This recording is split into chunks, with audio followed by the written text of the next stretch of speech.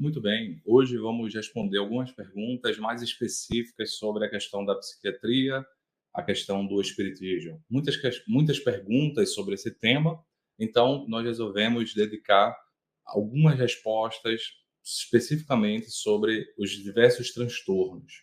Obviamente não vamos conseguir responder todas hoje, mas ao longo dos vários programas e perguntas e respostas nós vamos então falando. Mais uma vez, eu convido você a colocar aí sua pergunta no nosso Instagram, que está aí embaixo, prof_leonardo_machado. De vez em quando eu abro lá caixas de perguntas para que você possa enviar a sua questão. Também pode colocar no chat, mas no chat ao vivo, as perguntas às vezes elas não vão, elas vão se perder, porque elas não ficam guardadas para sempre e a gente não consegue olhar ao mesmo tempo. Às vezes, também algumas pessoas colocam perguntas nos comentários quando o vídeo fica no YouTube. Então, são 3 formas para que você possa mandar suas perguntas. Nem sempre nós vamos responder em seguida, mas vamos sim guardá-la para que em algum momento a gente possa responder. Nós teremos com frequência a presença da nossa amiga, palestrante espírita também, psicóloga clínica, Ana Tereza Camasmi. Só que hoje a gente vai fazer esse programa sozinho, focado neste tema, mas ela volta aqui com frequência para que a gente possa ir se debruçando em perguntas, em respostas e também em outras temáticas que virão.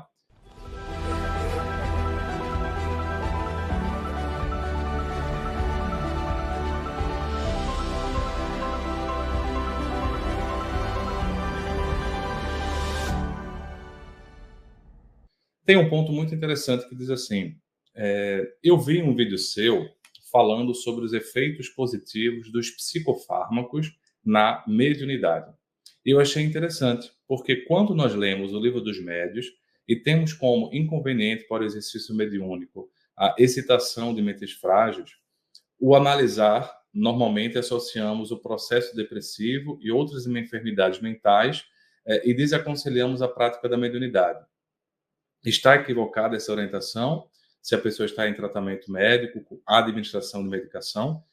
É uma pergunta muito importante e muito corriqueira, né? Tendo em vista a temática muito corriqueira, tendo em vista que o adoecimento psiquiátrico em depressão e em transtornos de ansiedade é muito frequente, e não só nas pessoas que frequentam a casa espírita, mas aquelas também que trabalham na casa espírita. Até porque o trabalhador de hoje já foi o frequentador de ontem.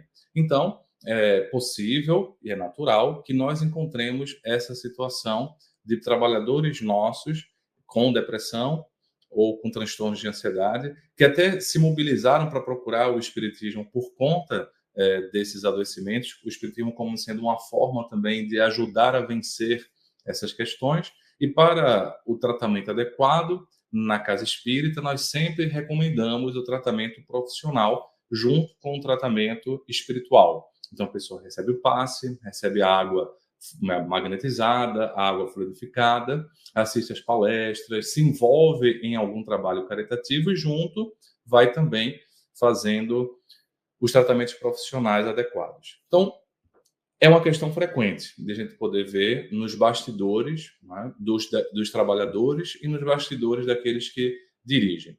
Então, vem um ponto.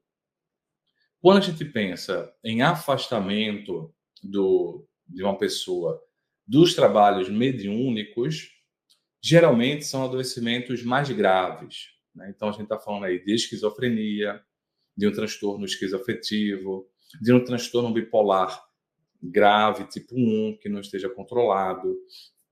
Ou seja, adoecimentos que causam um impacto no funcionamento cerebral e que não conseguem ter uma cura, especialmente adoecimentos que envolvem o que a gente chama de sintomas psicóticos.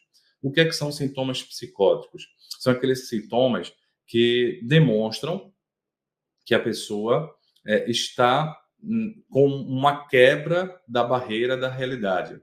O que é realidade? Realidade, numa perspectiva profissional, psiquiátrica, da psicopatologia, é aquilo que é compartilhado.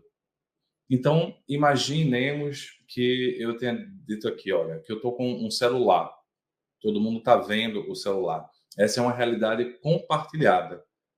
Mas vamos supor que eu colocasse, olha, eu estou aqui com um cachorro, um gato. Só quem está vendo sou eu. Todo mundo está vendo um celular. Então, se eu estou vendo um cachorro, essa realidade é uma realidade particular. Esse tipo de sintoma a gente chama de ilusão, porque existe algo e a nossa percepção muda o que é esse algo. E existe outra situação que seria a alucinação. O que é uma alucinação? Imaginemos que agora eu dissesse aqui, olha, aqui eu tenho um celular e ninguém está vendo o celular na minha mão, só eu. Então eu estou vendo algo que só eu estou vendo. Isso é a alucinação.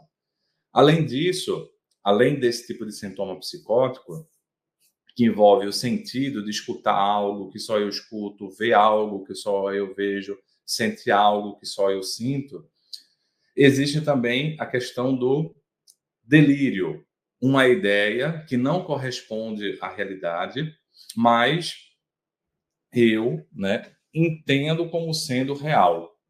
Só que só eu fico com aquela ideia sendo realidade. Na doutrina espírita, esse delírio, né, ele muitas vezes vai ser muito parecido a descrição com o que Allan Kardec chamou de obsessão por fascinação.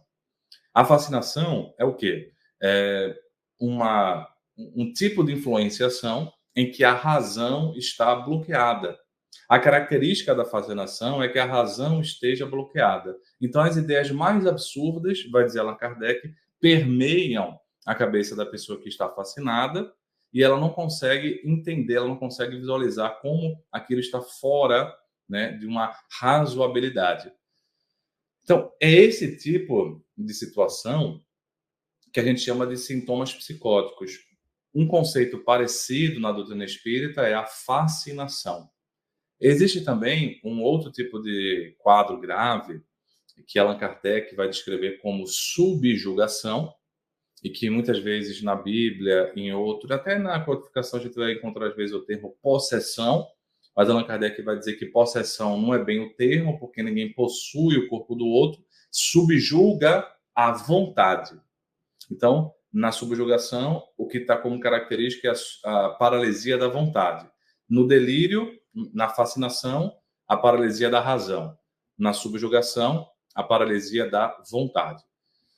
Esses dois tipos de obsessão mais graves, eles acabam gerando também muitos danos cerebrais a longo prazo. Por isso que Allan Kardec vai dizer, quando uma obsessão é muito grave, é muito persistente, mesmo que se cure a obsessão, vai ser preciso tratar o corpo, as consequências. Na época, a psiquiatria nem tinha um tratamento muito adequado. A gente está falando de 1857 em diante daquela década que Allan Kardec traz a lumen à codificação espírita. Então, o tratamento psiquiátrico era muito rudimentar, não existiam remédios. Mesmo assim, ele vai dizer tratamento profissional ou tratamento magnético, né? Que seja a medicina tradicional, que seja o tratamento magnético. Por quê? Porque a causa obsessiva foi tirada, mas a consequência no corpo ficou. Por que eu estou trazendo logo esse entrelaçamento com conceitos psiquiátricos, da psicopatologia e conceitos espiritistas? Porque mesmo que você tenha aí um quadro obsessivo como sendo uma causa principal de um transtorno mais grave, mesmo que a gente tomasse sobre essa perspectiva, a gente tem dentro da visão espírita, e é isso que a gente vê realmente nas reuniões mediúnicas, lidando diariamente com esses casos, a gente tem uma questão de consequência biológica. Então, casos dessa natureza, estar dentro de uma reunião mediúnica vai trazer problemas para a própria saúde da pessoa, porque ela muitas vezes vai confundir a realidade com o fenômeno. Vou dar um exemplo. Uma pessoa com um quadro de adoecimento desse tipo, espírita, foi colocada erradamente dentro de uma reunião mediúnica, porque os dirigentes entenderam que ela tinha mediunidade, não fizeram essa análise mais mais equilibrada sobre as questões e colocaram logo na reunião mediúnica. O que é que aconteceu? As comunicações que eram dadas na reunião de desobsessão não era por intermédio dela, era por intermédio de outras pessoas. Mas ela ficava com aquelas comunicações na cabeça e ficava achando que os espíritos agora estavam obsediando ela para sempre. Então ela confundia o conteúdo da reunião mediúnica, ficava contaminada ali com o medo e aquilo gerava, né, uma ideia de perseguição. E ela então chegou para o dirigente e falou: olha, eu não vou vir mais para a reunião mediúnica porque eu estou me confundindo toda. E ela então me contou, eu falei: olha, você foi a pessoa de mais bom senso. Por quê? Porque você percebeu a sua limitação e percebeu que essa sua limitação, que a gente tem o nome de adoecimento, tal ou qual, não te possibilita colocar-se nesse tipo de trabalho. Mas você pode fazer outros trabalhos. Então ela fazia outros trabalhos, né? Estou colocando o exemplo dessa situação, mas outras pessoas que têm esse tipo de adoecimento, eu vejo dentro da casa espírita, estão trabalhando em outras esferas e são trabalhos muito dignos, muito importantes. Então, é essa recomendação, em geral, que a gente encontra em André Luiz, né, nos livros de Chico Xavier, especialmente ali mecanismos da mediunidade, nos domínios da mediunidade, que vamos pensar do pessoa com esse tipo de adoecimento mental, é o médium. Porque para se ter uma obsessão, a gente tem que ter algum tipo de percepção da influenciação espiritual. Então, se tem alguma percepção da influenciação espiritual, no dizer de Allan Kardec, é um médium. Mas é um médium adoecido. Porque esse adoecimento, e aí vem um complemento, geralmente não é só por causa de uma obsessão que gerou um dano no cérebro dela. É por questão reencarnatória. Grande parte dos adoecimentos graves na área da psiquiatria, na área da neurologia, que atingem o sistema nervoso, eles se dão não necessariamente por causa de uma obsessão que muda todo o corpo, e sim por causa de uma questão reencarnatória, de um perispírito que está sendo cirurgiado através da reencarnação. E a doença é como se fosse a cirurgia para o perispírito poder se reconformar com uma saúde maior.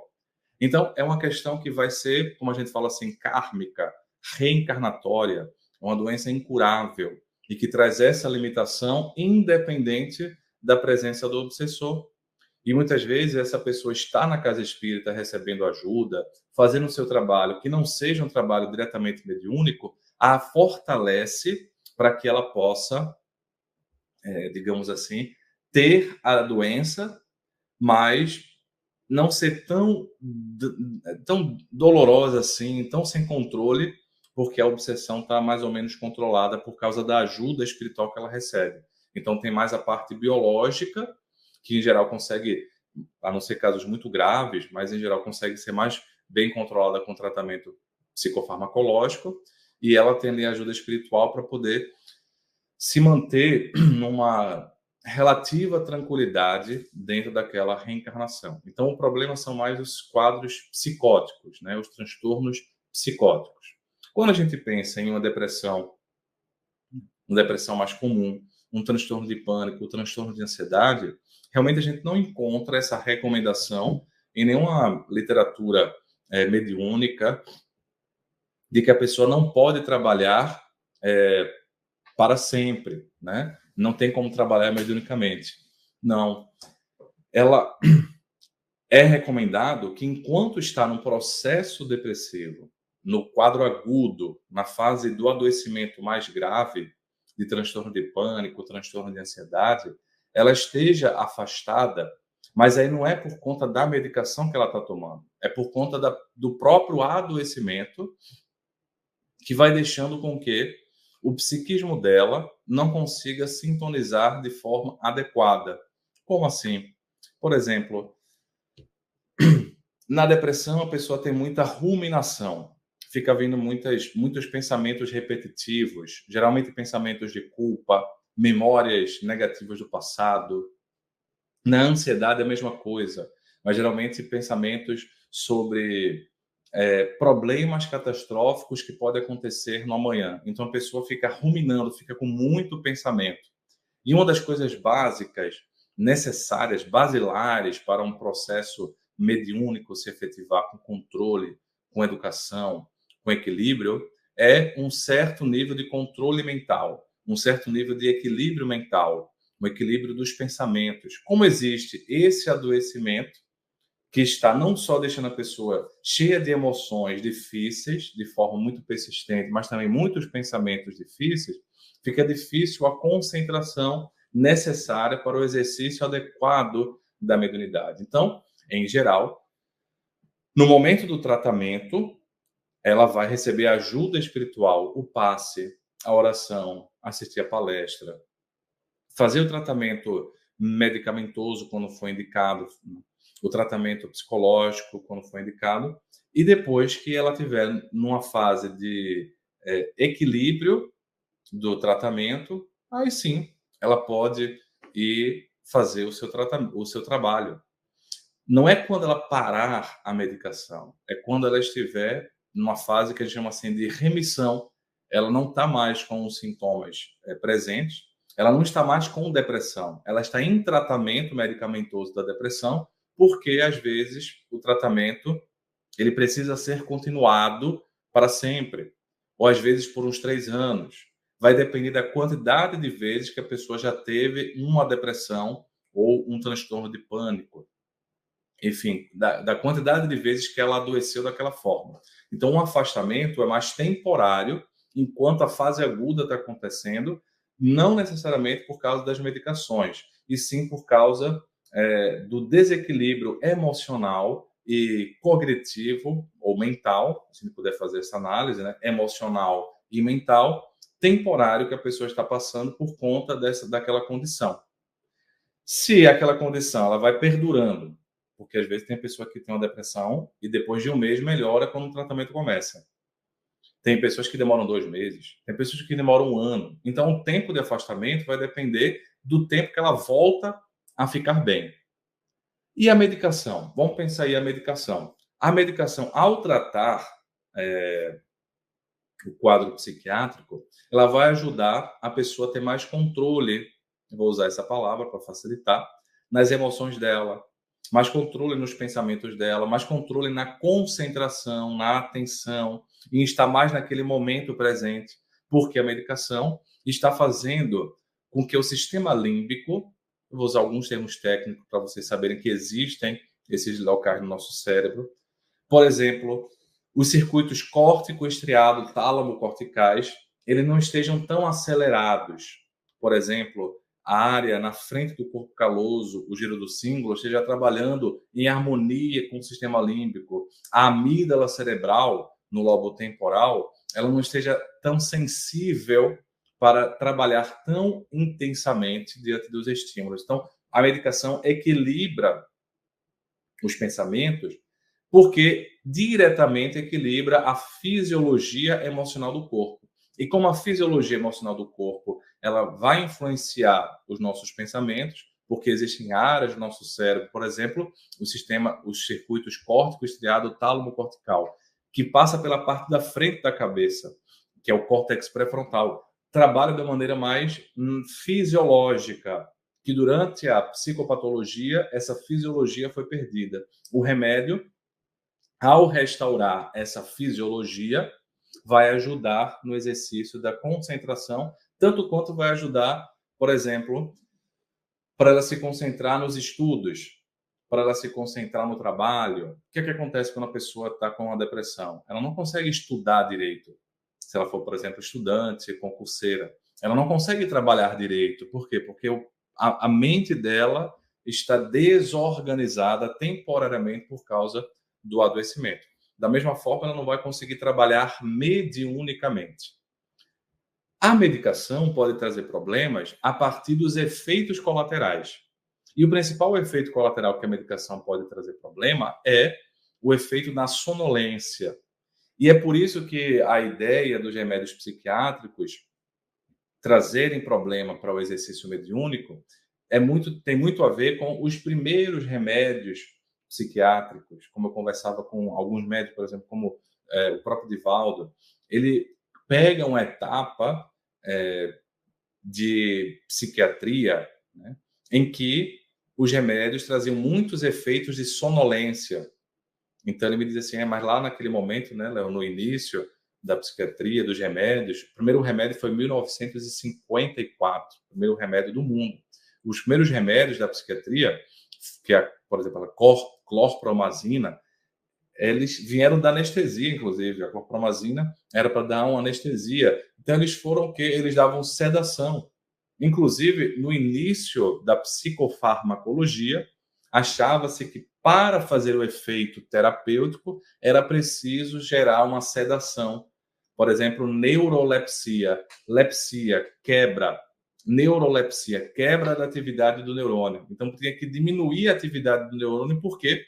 Porque, de uma forma mais simples, de uma forma mais simples de falar, todos esses quadros psiquiátricos, eles geram, sim, um mau funcionamento, uma disfuncionalidade, uma excitação cerebral, que traz essas repercussões que eu coloquei.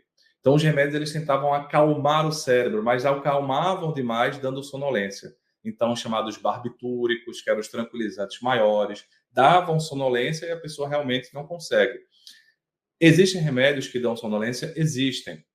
Mas a ideia, não só para o exercício mediúnico, para a vida da pessoa, é que a pessoa se trate, mas fique funcional. Não fique dormindo o tempo todo, não fique sonolento o tempo todo. Às vezes, na fase aguda da agitação, ela precisa de uma calma.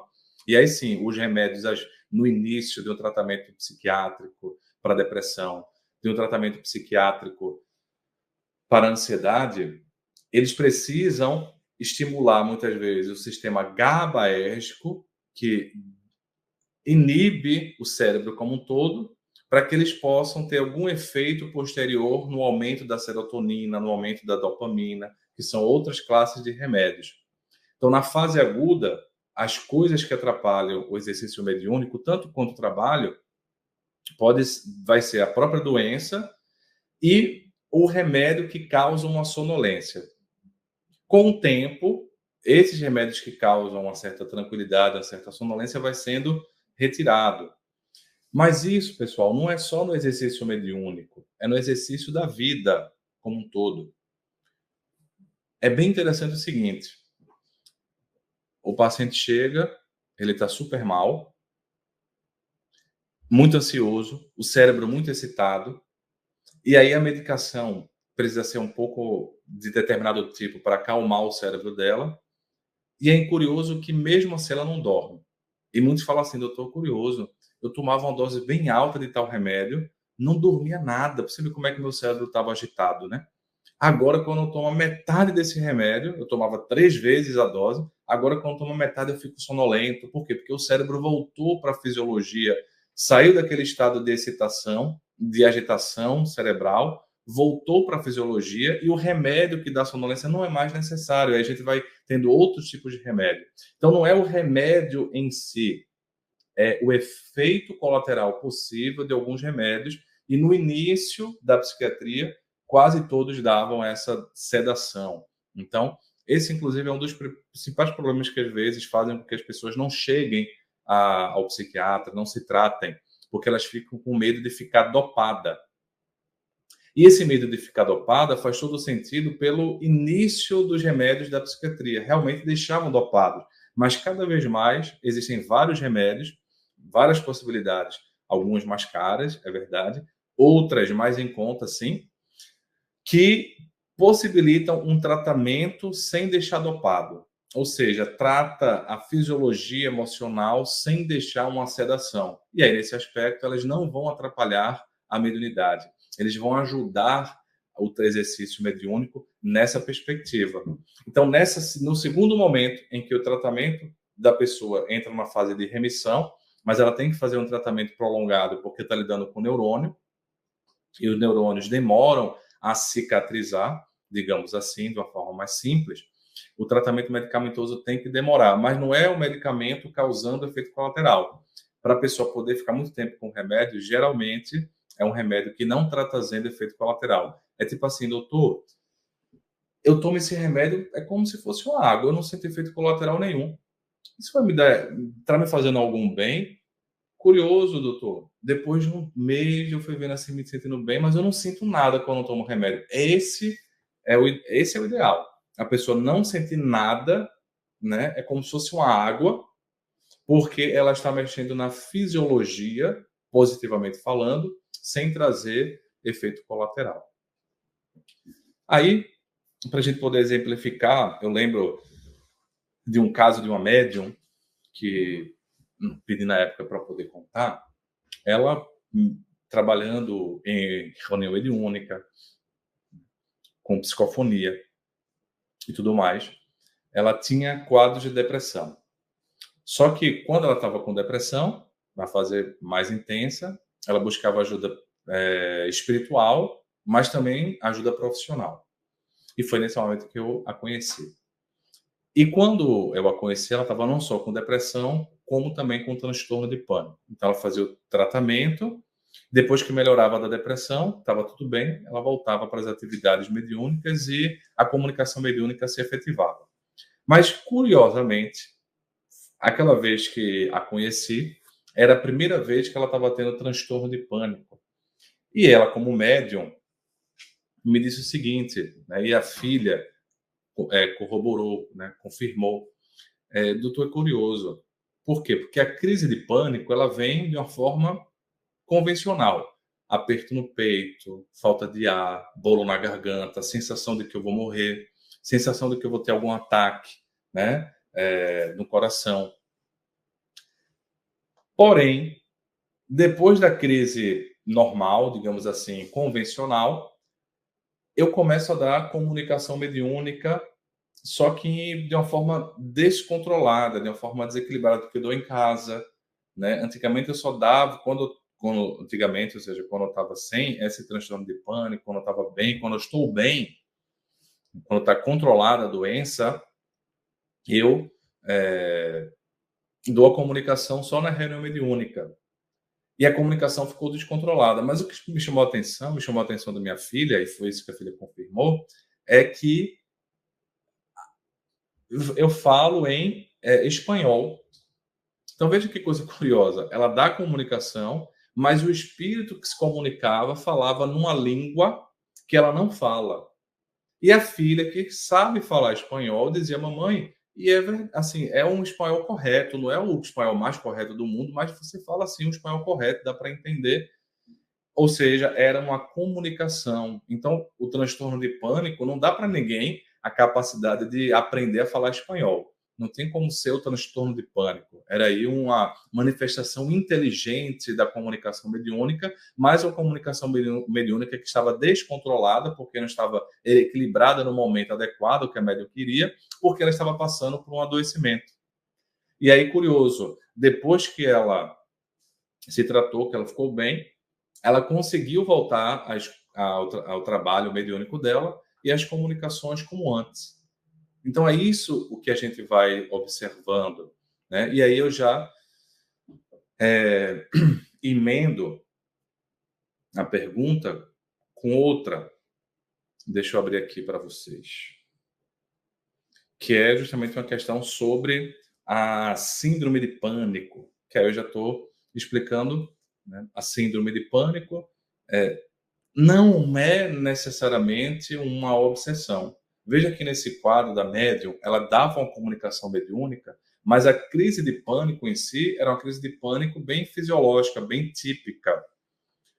Então, é uma crise que exacerba o sintoma físico de ansiedade, e geralmente acontece depois de mudanças muito intensas na vida da pessoa, que tempos depois vem uma sensação de insegurança, ela começa a ficar mais ansiosa e essa ansiedade se traduz em sintomas físicos. E as instabilidades todas que acontecem na nossa vida, elas vão contribuindo. O que eu queria trazer aqui para o público espírita, do que eu tenho observado em termos não só do pânico e do ponto de vista de ansiedade mais intensa, de quadros de ansiedade em que a pessoa fica muito impactada, inclusive às vezes sem conseguir sair de casa, com muito medo. Eu tenho visto entidades, espíritos, quando eu falo visto, em reuniões mediúnicas, eu não vejo. Em reuniões mediúnicas, em que tenho a oportunidade de ver essas situações dos dois lados, né? O lado, digamos assim, da materialidade, por conhecer a história, e ver a questão espiritual, entidades que querem provocar um pavor, entidades que querem imbuir, né, incutir nas pessoas pensamentos catastróficos, trazendo uma série de acontecimentos do passado espiritual da pessoa, muitas vezes, que está com um clichê mental, né, do inconsciente profundo dela, mas também a partir das situações da vida, das dificuldades da vida. Eu me recordo particularmente de uma situação em que a pessoa, um trabalhador de uma casa espírita, ex-presidente de uma casa espírita, uma pessoa muito valorosa, mas na etapa final da sua vida, ele precisou de uma ajuda por conta de um quadro de ansiedade. Não era uma depressão, era um quadro de ansiedade que fazia com que ele tivesse crises que não era um transtorno de pânico, mas era como se fosse uma crise de ansiedade mais leve, que o drama é muito parecido, que fazia com que ele não saísse de casa, porque ele ficava com muito medo de cair, já pela idade, ficava com medo. Os mil cenários catastróficos na cabeça dele. E eu, conversando com isso, né, um trabalhador espírita, então, contato ao longo da existência, eu falei assim, olha, eu vou ficar de olho em relação à parte espiritual.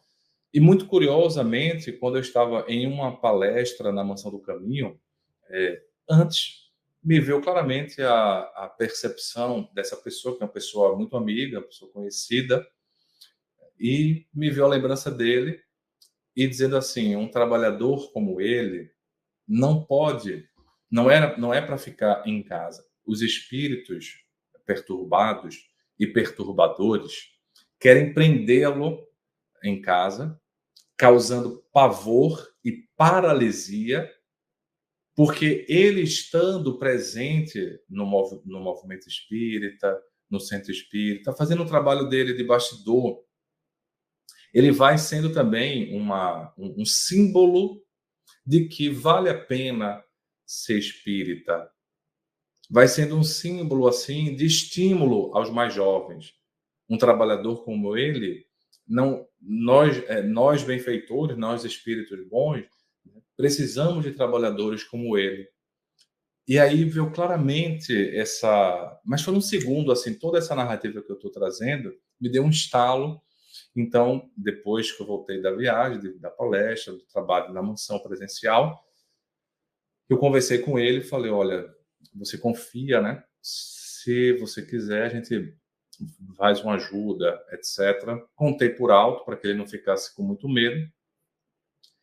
E na reunião mediúnica, dois médios que não sabiam, porque eu geralmente não conto para não influenciar a cabeça, né, o inconsciente do médium, porque nem todos os médios são inconscientes. Então, as questões do conhecimento que estão na cabeça dele vão poder influenciar, e eu queria que fosse algo mais, digamos assim, mais autêntico. Eu geralmente não influencio, não coloco os médios, eles já nem gostam de saber, e curiosamente, comprovando essa percepção que eu tinha tido antes de uma palestra, que eu não estava nem pensando nessa pessoa, né? Enfim, eu tinha dito que ia me lembrar, mas já tinha passado uns 3 meses e não tinha me chegado nenhuma percepção.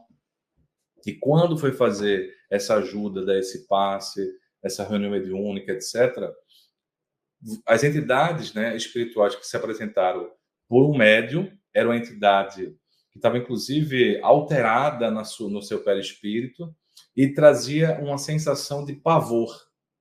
E uma outra entidade, porque, veja, ela estava alterada no seu perispírito, e essa alteração perispiritual trazia essa sensação de pavor no que a médium dizia.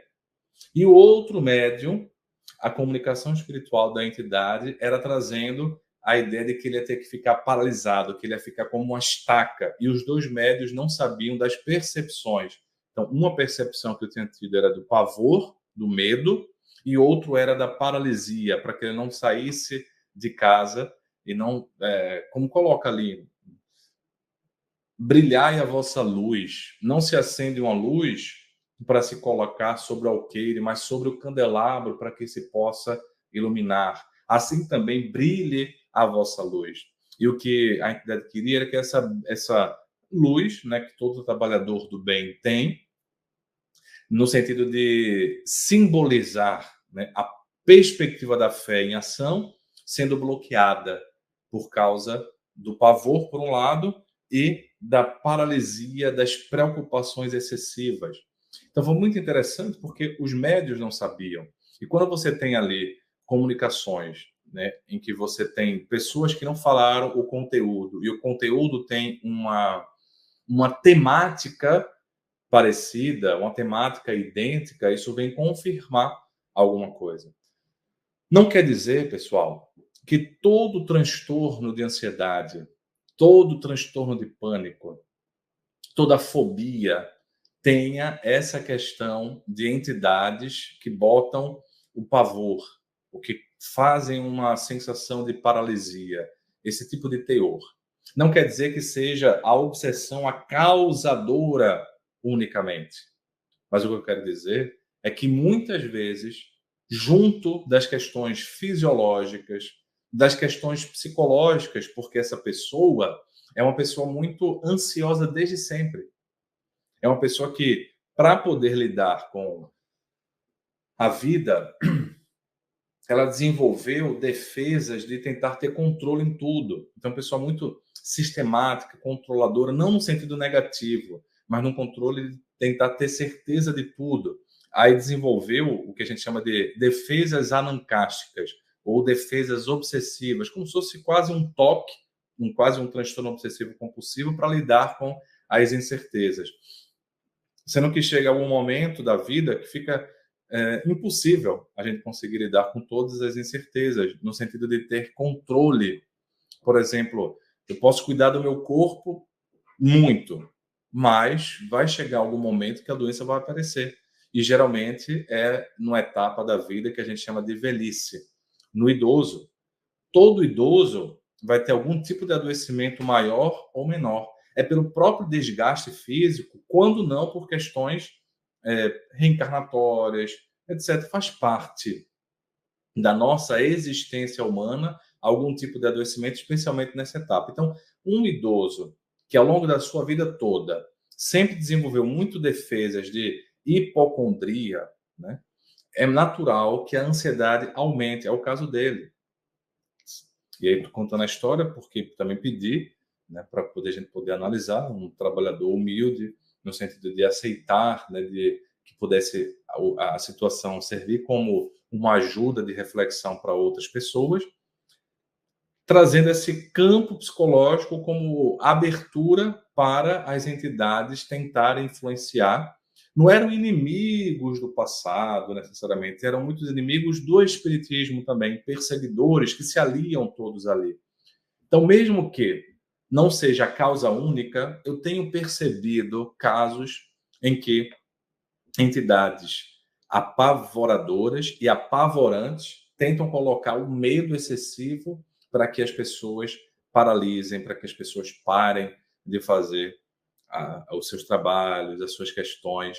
Por isso que também, finalizando esse encontro, me perguntaram sobre a relação entre o aumento de problemas psicológicos e a pandemia. Sim, aumentou muito. Já vinham crescendo, né, as questões psiquiátricas como um todo, mas depois da pandemia foi um marco em que houve sim um aumento, e esse aumento não ficou apenas circunscrito na pandemia. Ele acaba trazendo reflexos, acaba trazendo marcas até os dias de hoje, em muitas pessoas. Aos poucos eu estou vendo uma diminuição no sentido de as pessoas retomarem com seus tratamentos adequados às suas vidas, mas houve sim um aumento global de depressão, transtorno de estresse pós-traumático, transtornos de ansiedade. É isso que a gente vai observando em grandes tragédias, por isso que a necessidade de ajuda mútua, ela é cada vez mais presente, e aqueles que somos espíritas, não é que a gente vai se apegar só no espiritismo, porque o espiritismo, diz Allan Kardec, anda ao lado da ciência. Então, se a ciência avança, e todos esses conhecimentos que eu estou trazendo da psiquiatria aqui hoje, são conhecimentos que na época de Kardec, por exemplo, não existiam, porque as neurociências não eram desenvolvidas nesse aspecto, não se conhecia tantas coisas como se conhece hoje, sobre a biologia, sobre a neurologia, na verdade, não neurologia, neurociências, tá? A questão neuronal, porque neurologia é uma especialidade médica, assim como psiquiatria. E as neurociências não são patrimônios da neurologia, nem patrimônio da psiquiatria. Neurociências são as ciências que estudam o sistema nervoso, que estudam os neurônios. Nas especialidades médicas, especialmente psiquiatria, neurologia e neurocirurgia, estudam as neurociências. Mas a biologia, né, ciências biológicas, a nutrição, a fisioterapia, várias áreas estudam, né, as neurociências, que são as ciências que estudam o cérebro, e não apenas a neurologia, que é apenas uma especialidade médica. Nessa perspectiva, os conhecimentos neurocientíficos, os conhecimentos biológicos como um todo, aumentaram muito desde quando a codificação surgiu para cá. O espiritismo anda ao lado da ciência. E a ciência, graças a Deus, nos deu possibilidade de diminuirmos as nossas dores a partir dessas ciências psicofarmacológicas, psicológicas, que dão esses insights psicoterapêuticos. Mas anda ao lado. A ciência, cada vez mais, eu tenho certeza disso, não vai conseguir substituir a fé. A ciência pode dar um embasamento para a fé, mas ela não substitui.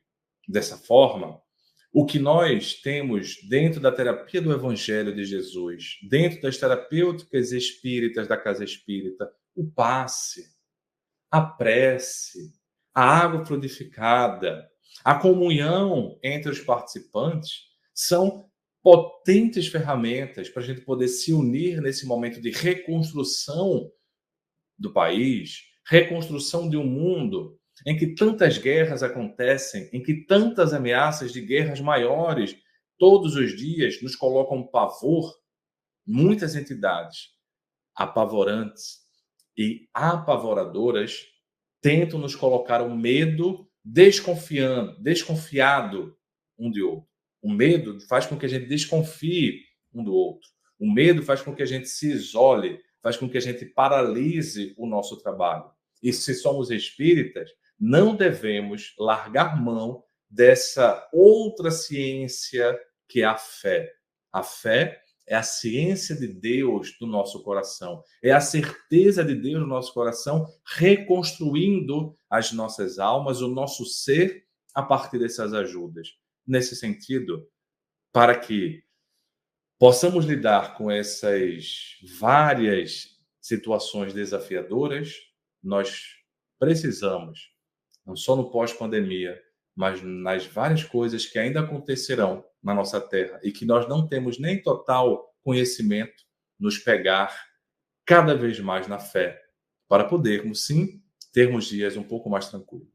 Eu espero que essas reflexões práticas de hoje possam ter sido úteis para a sua casa espírita, para você, e que a gente possa replicar esses conhecimentos dentro da casa espírita mesmo, porque é lá na nossa casa espírita que está o local de necessidade de compartilhamento das nossas dores e também de soluções ou de ajudas para as nossas dificuldades. Fique em paz. Até a próxima.